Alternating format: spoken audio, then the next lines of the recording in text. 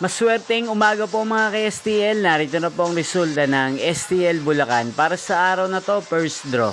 April 13, 2025. Araw ng linggo. Naway ang mga natayaan niyo pong mga numero kanina ay manalo nawa ngayong umagang ito. 11 AM. Kaya kunin niyo na po ang inyong mga tickets. Narito na po ang resulta. Ang mga numerong nanalo sa STL Bulacan ngayong umagang ito, April 13, 2025.